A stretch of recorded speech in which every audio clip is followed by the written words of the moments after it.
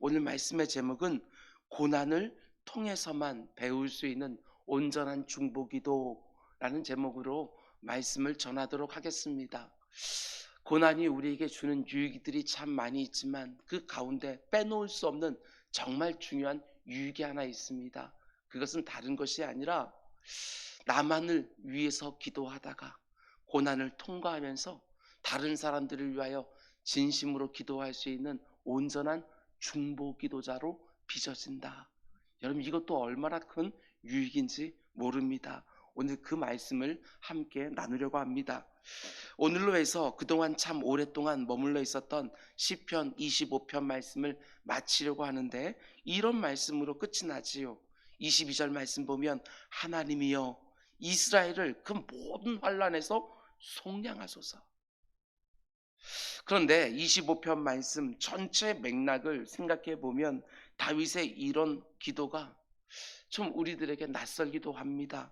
25번 전체를 보게 되었으면 계속해서 다윗은 자기 자신만 놓고 기도했습니다. 그런데 맨 마지막 끝나는 22절에서는 자기 자신을 위해서 기도하는 것이 아니라 하나님의 백성 전체를 놓고 기도하고 있는 것을 보게 된다는 것입니다. 하나님이여 이스라엘의 그 모든 환난에서 속량하소서. 이스라엘 전체를 놓고 기도하면서 이 시편 25편 말씀을 끝내고 있는 것이지요. 어떤 면에서 지금까지 다윗이 드렸던 기도와는 전혀 다른 기도를 드리면서 이 시편 25편 말씀을 마치고 있는 것이지요. 너무나 급격하게 변하고 문맥과 맞지 않기 때문에 어떤 자유주의 신학자들은 이 구절을 해석하면서 이렇게까지 주장하기도 합니다. 원래 25편 말씀은 21절로 끝나는 것인데 후대의 사람들이 22절 말씀을 덧붙여 놓았다, 이렇게 주장하기도 하지요. 저는 그렇게 생각하지 않습니다.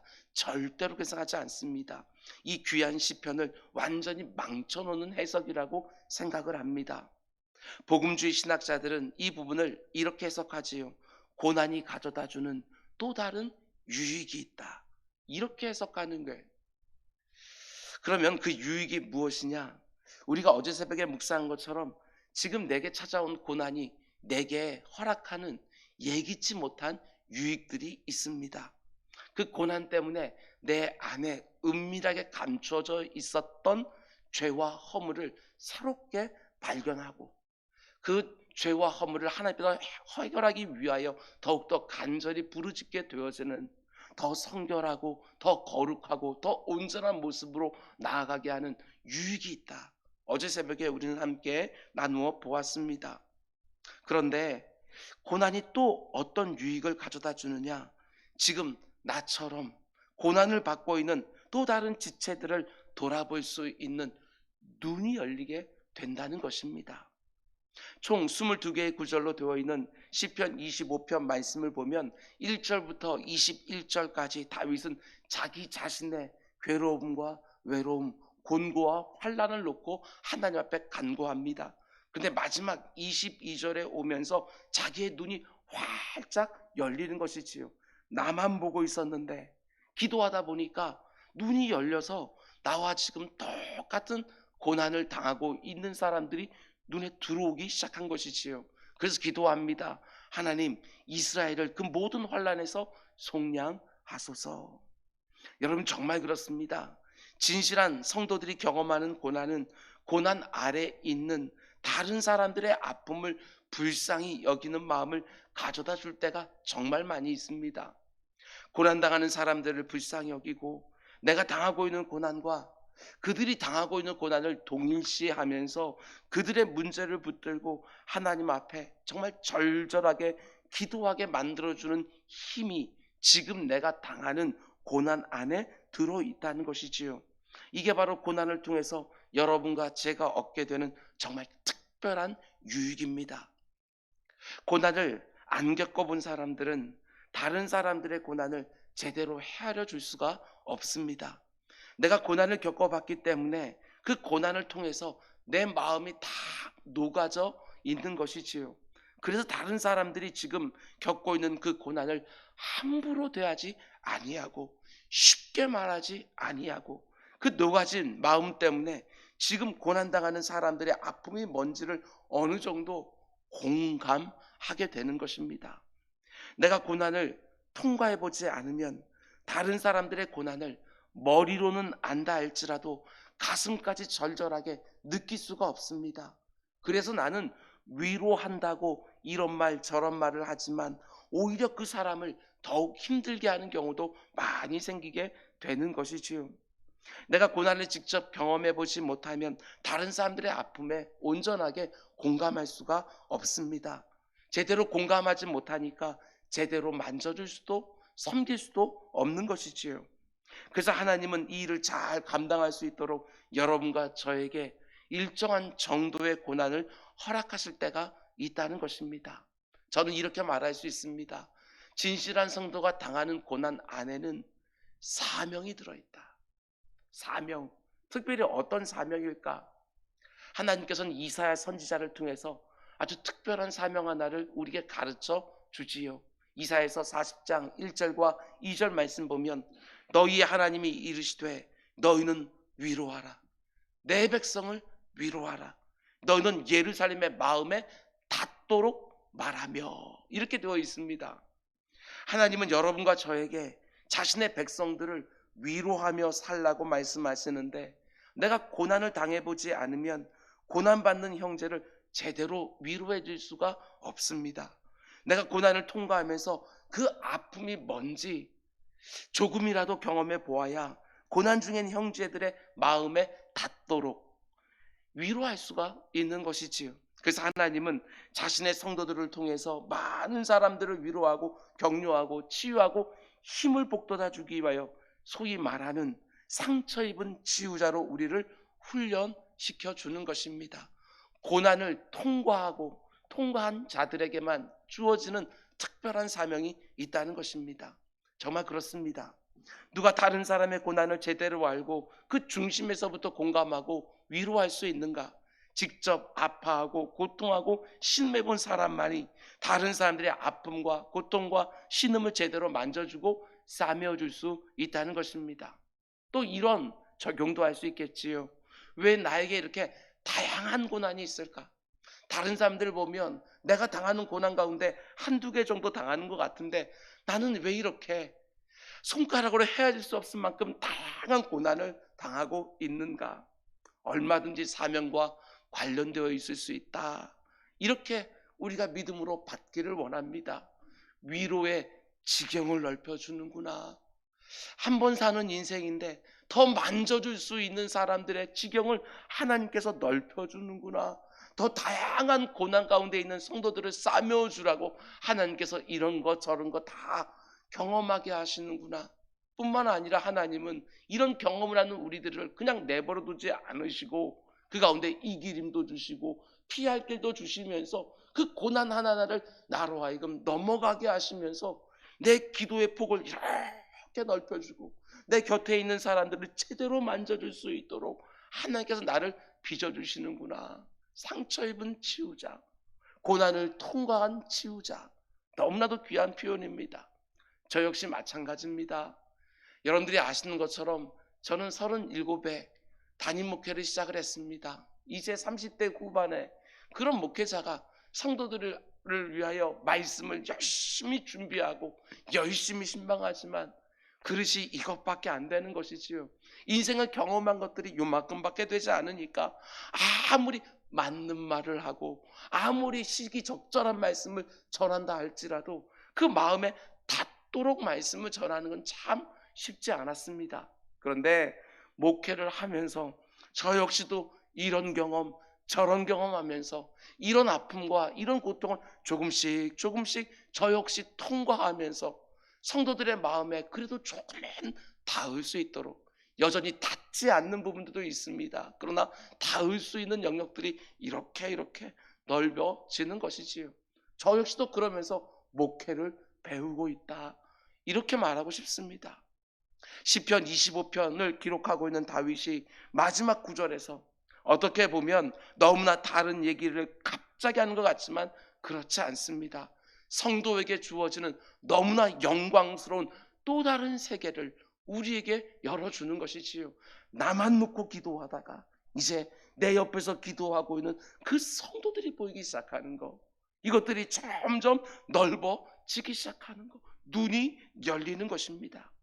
내게 일어난 이런저런 고난의 문제로 하나님 앞에 더욱 바짝 나아가서 기도하는 성도들은 하나님과의 친밀함으로 만져주시고 회복시켜줄 뿐만 아니라 그 과정 중에 지금 고난당하고 있는 다른 지체의 아픔을 바라보는 눈을 열어준다. 그들의 아픔을 놓고 나로 하여금 기도하게 만들어주고 그들의 문제를 끌어안고 마치 내 문제인 것처럼 여기면서 함께 고통하고 함께 아파가고 함께 기도하게 해주는 것이지요. 그러면서 공동체가 얼마나 귀한지, 주님의 몸된 교회가 얼마나 귀한지, 중보기도의 사명이 얼마나 귀한지 철저하게 깨닫게 되어지는 것입니다. 진짜 중보기도를 배우는 것이고 진짜 중보기도자들이 되어가는 것입니다.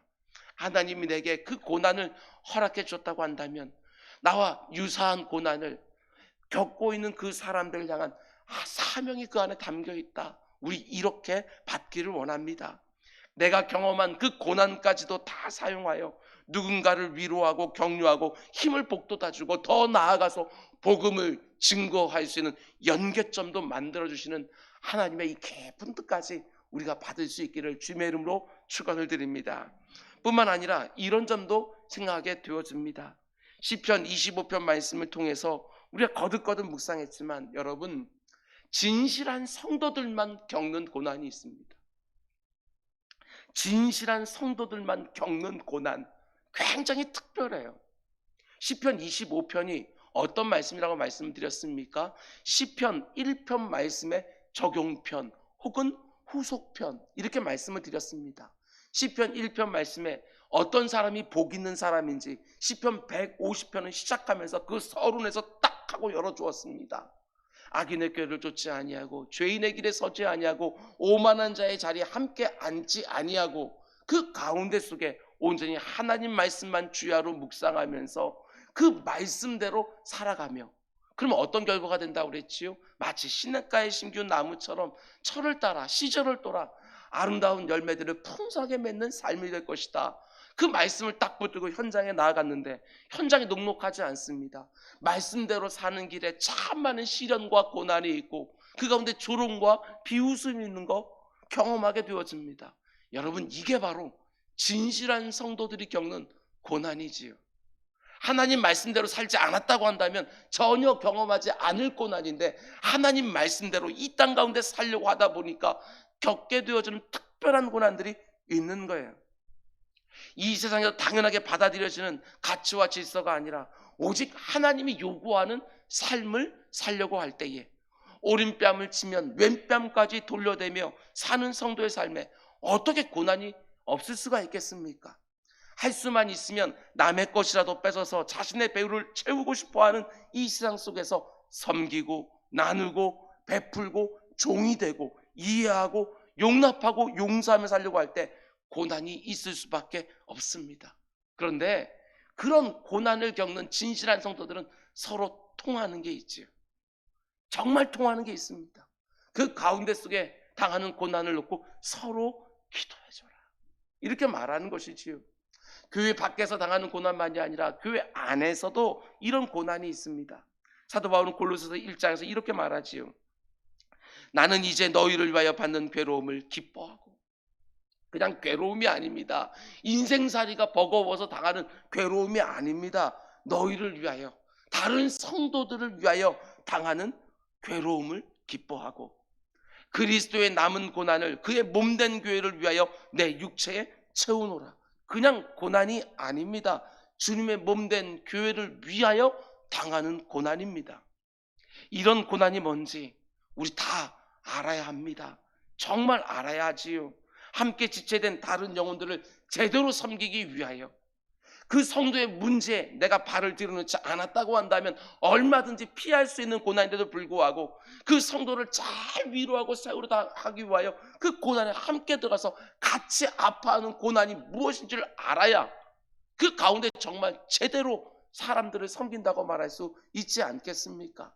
주님의 몸된 교회를 세워가는 길에 얼마나 억울할 때도 많이 있습니까? 얼마나 마음 상할 때가 많이 있습니까? 그러나 그것을 내가 피하려고 하는 것들이 아니라 주님의 몸된 교회를 세우려 하면 할수록 그 가운데 속에 마음 가운데 이게 웬 영광인가?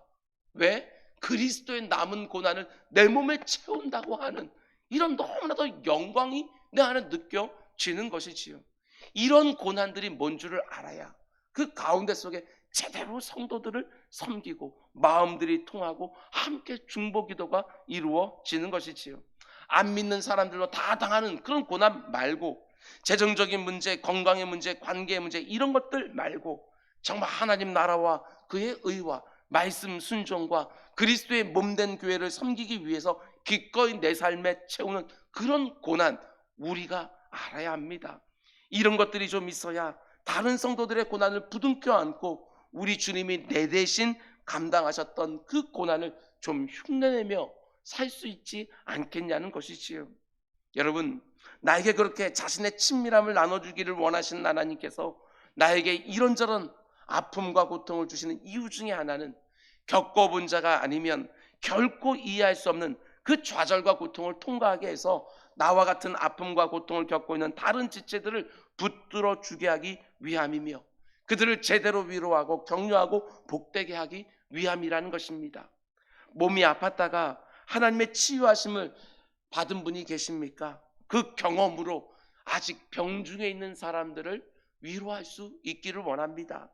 재정적인 어려움이 뭔지 경험해 보셨고 또한 경험하고 있습니까? 나처럼 재정적인 어려움 가운데 있는 분들을 그 경험으로 섬겨주시기 바랍니다.